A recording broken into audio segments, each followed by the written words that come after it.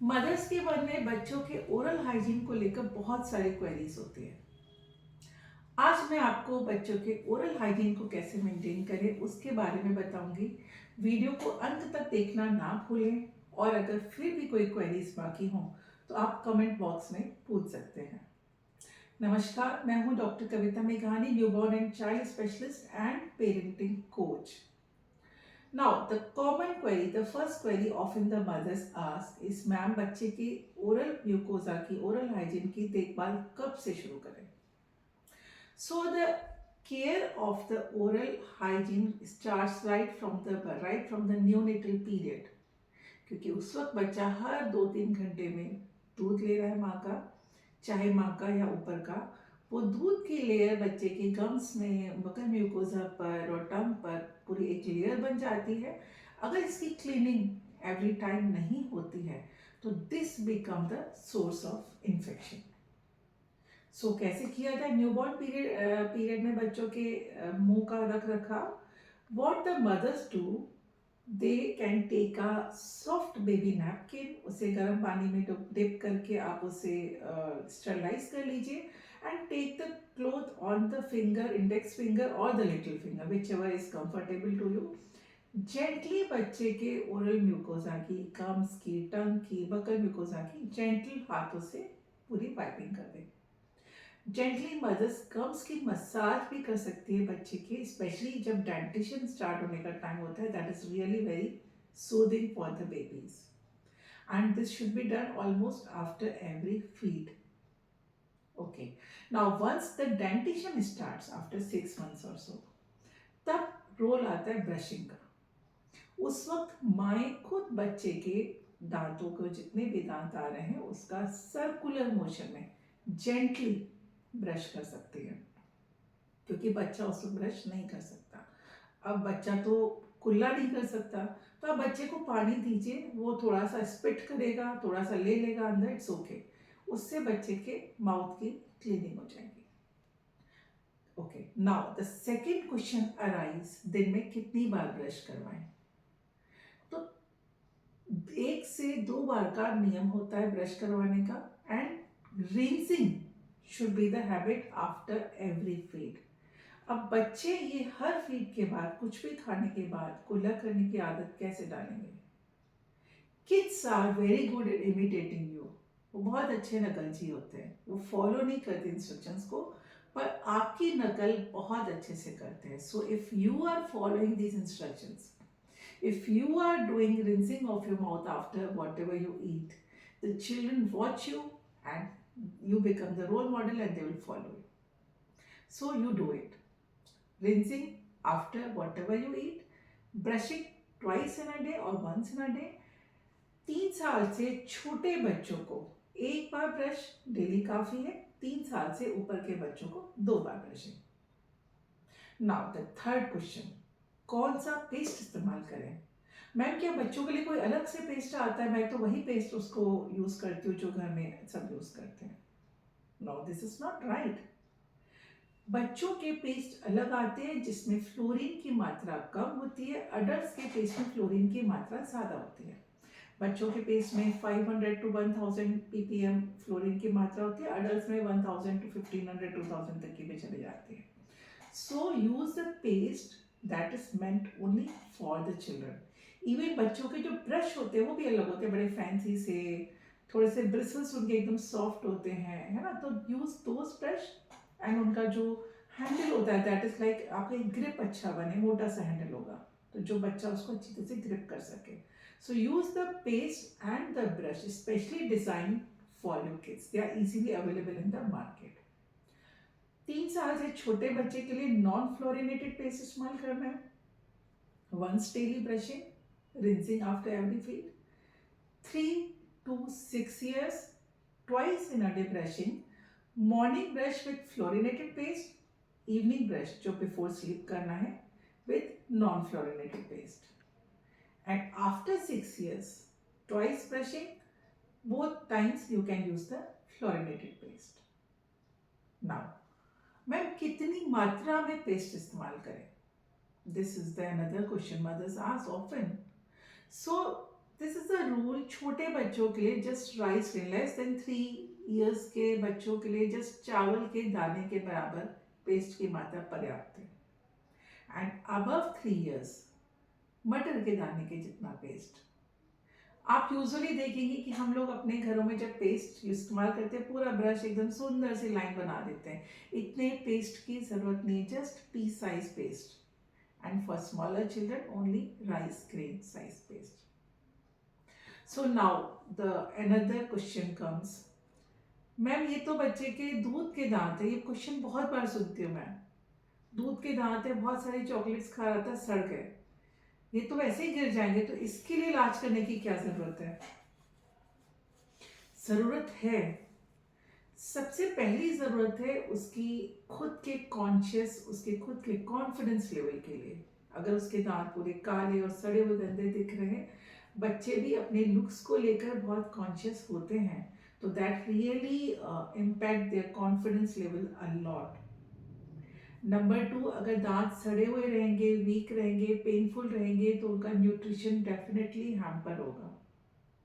तो nutrition improper होगा तो बच्चे का पूरा सेहत गड़बड़ हो जाएगा। एंड नंबर 3, अगर बच्चे के दूध के दांतों में, प्राइमरी टीथिंग में, पूरी उसकी जो रूट्स है उस टाइम पर ही पूरी सड़ गई हैं, रॉटन हो गई, पूरे कैरीज हैं उसके दांतों में, this often happens because of the junks and all. तो जो परमानेंट टीथ आएंगे वो भी मान के चलो ऑलमोस्ट 100% मान के चलो कि वो भी सड़े हुए ही आएंगे, वो भी इम्प्रॉपर ही आएंगे, वो इन्फेक्शन के साथ ही आएंगे, क्योंकि जहाँ से रूट आपकी प्राइमरी टीथिंग की नीचे अगर रॉटन हो रही है, वहीं से जो सेकेंडरी टीथ आ रहे हैं वो भी उसी को पकड़ के आ रहे हैं ऊपर, तो वो भी वहाँ पे इन्फेक्शन वहाँ तक चले ही जाता है। And that the secondary teeth जो परमानेंट टीथिंग है, that also comes infected, there is the high chance of that. That is the reason primary teeth का भी ध्यान रखना बहुत ही जरूरी है। ये जिम्मेदारी है पेरेंट्स की कि आप अपने बच्चों के ओरल हाइजीन की, टीथ की ध्यान देखभाल रखें सही तरीके से। Now what to do for that?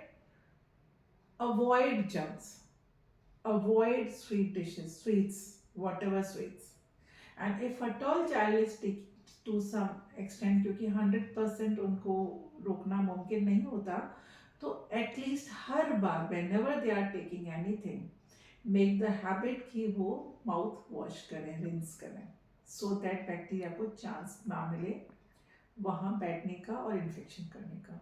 And gum massage, gum massage is the very very important technique. ये हर बच्चे को और बड़े को डेली करना ही चाहिए, at least twice in a day आप गम मसाज कीजिए। आपकी गम्स स्ट्रेंथन होंगे, उनका circulation improve and that they become more healthier. Now the another question mothers often ask, ma'am बच्चे को मैं कब फ्री छोड़ूं कि वो खुद ही ब्रश करे, अभी तक तो मुझे ही करवाना पड़ता है। बच्चा अपने हाथ से अच्छी तरह से ब्रश तब कर पाएगा जब उसका ये न्यूरोमस्कुलर कोऑर्डिनेशन, उसके हाथों की क्षमता पेन पकड़ने की या पेंसिल पकड़ने की, ब्रश को होल्ड करने की और कोऑर्डिनेटेड वे में मूवमेंट्स करने की, जब ये क्षमता उसकी डेवलप होगी तब बच्चा अपने आप ब्रश कर सकता है। And this happens at the age of 7 to 9 years. So before 7 years the brushing should be well monitored and supervised by the parents only. And after 7 to 9 years, when the child is mature enough to take the onus of this brushing, आप उसके बाद उनको brush करने के लिए दे सकते हैं independently, but still आप उन्हें वॉच करते रहिए कि वो ठीक से कर रहे हैं कि नहीं, and tell them how to do it. Circular motion, gentle brushing, एकदम रफ नहीं करनी, अदरवाइज जो टीथ की इनेमल होती है वो डिस्ट्रक्ट हो जाती है, तो then that is irreparable then. And gentle massage जो है आपका ब्रशिंग हो, and circular motion, massage of all the gums with your finger. Now another question which usually arises कि मैं तो अपने बच्चे को बिल्कुल ऊपर का ये जो स्वीट्स वगैरह हैं बिल्कुल भी नहीं देती हूँ, फिर भी इसके दांत जो आ रहे हैं वो सड़ने लग गए, ऐसा क्यों हो रहा है? See, often the kids have the habit of feeding midnight also. Mothers कहती कि मैं तो इसको रात को ब्रश करा के ही सुलाती हूँ, सुबह भी ब्रश कराती हूँ, फिर भी इसके दांत सड़ रहे हैं।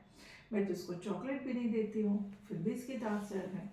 तो अगर आप मिड नाइट में आप वॉच करेंगे कि अगर आप बच्चे को दूध पिलाने की आदत है, बॉटल या मदर मिल्क वॉटेवर, तो रात में जितनी बार भी आप दूध पिलाती हैं उस टाइम बच्चे के माउथ की ना तो रिंसिंग हो रही है ना तो ब्रशिंग हो रही है, and that milk covers that makes the layer around the gums, and that वो जो वहाँ पे स्वीटनर है वो फोकस की तरह काम करता है रात को बैक्टीरिया को बिठाने के लिए, एंड दैट बैक्टीरिया वहाँ पे काम करता है, इन्फेक्शन करता है। तो that is one of the major cause. And another cause, अगर ये भी नहीं है रीजन, तो sometimes genetics has the biggest like role to play. कई बार फैमिलीज में ऐसे कैरीज दांत वाले डिजीज रन करते हैं, तो that can be the reason for that. So for that matter you should definitely visit your dentist on time. Last question the mothers which often ask is like कि ma'am किस उम्र से हम बच्चे को डेंटिस्ट के पास ले जाना शुरू करें? क्या रूटीन चेकअप डेंटिस्ट का ज़रूरी होता है? यस, डेफिनेटली ज़रूरी था। हम पीडियाट्रिशियन बच्चों के दांतों को तब रेफर करेंगे जब ऑलरेडी दांत सड़ चुके हैं। पर अगर आप प्राइमरी टीथिंग के बाद से ही एक रेगुलर रूटीन विजिट्स करते हैं डेंटिस्ट के पास, तो दांत के खराब होने के पहले ही आपको डेंटिस्ट रेगुलरली गाइड कर सकते हैं, सो दैट दांतों के खराब होने की नौबत ही ना आए। बिकॉज दांतों का ट्रीटमेंट न सिर्फ कॉस्टली है, बच्चों के लिए इट्स रियली डिफिकल्ट। तो अगर आपकी रेगुलर डेंटल विजिट्स हैं तो definitely you can save your child's teeth. Now, one more question which is often asked, or which is in fact not asked that much, which is usually ignored, I must say, toothbrush की देखभाल. This is also very important. How to take care of a toothbrush. तो important चीज़ें usually families में habit होती है toothbrush को washroom में ही रखने की। Now whenever you are flushing your toilet seat, वहाँ पे बहुत सारे बैक्टीरियाज ऐसे एक्सप्लोड करते हैं। तो इफ यू आर कीपिंग सबके ब्रशेस वहीं वॉशरूम में होते हैं, तो सब पर बैक्टीरिया आपके ब्रशेस पर बैठ जाता है। Then you are also when you are brushing your teeth, you are taking this bacteria also on daily basis. So rule number 1, brush को कभी भी वॉशरूम में नहीं रखना चाहिए। नंबर 2, वीकली बेसिस पर गर्म पानी में सैनिटाइजर डालकर कोई भी ब्रश को उस पर डुबो कर रखें, सो दैट ब्रश आपका रेगुलर बेसिस पर उसका हाइजीन मेंटेन रहे, वो क्लीन हो जाए। नंबर 3, जब भी आप ब्रश उठाते हैं पेस्ट करने के लिए, तो पहले अच्छी तरीके से पानी से वॉश करें, डायरेक्टली उस पर पेस्ट लगा के यूज ना करें। नंबर 4, डेली बेसिस पर आप ब्रश को जहाँ रखते हैं, वॉशरूम के अलावा जहाँ रखें आप रूम में जहाँ पे भी, इट शुड बी लाइक सबके ब्रशेस एक साथ एक ही जगह पे एक दूसरे से टकराते हुए नहीं रहने चाहिए, थोड़ा ऊपर रखें सो दैट वो ड्राई हो जाए। नंबर 4, अगर आप देखते हैं कि इसके ब्रिसल्स खराब होने लगे हैं, फैलने लगे हैं, आप चेंज कर दीजिए, या उसका कलर चेंज होने लगा, आप ब्रश को चेंज कर दीजिए। एंड मोस्ट इम्पॉर्टेंट पॉइंट, अगर आपको रिसेंटली कोई भी इन्फेक्शन हुआ है, टाइफॉइड या हेपेटाइटिस या एनीथिंग, तो मान के चलिए आपका ब्रश उस दौरान आपने जो किया वो भी इन्फेक्टेड है। So don't ever forget to change your brush after every incidence of illness you had. So keep follow all these instructions and maintain your oral hygiene, and comment box में ज़रूर लिखें अगर कोई भी क्वेरी उसके बावजूद आपकी छूट जाती है तो। Stay happy, stay healthy. Thank you.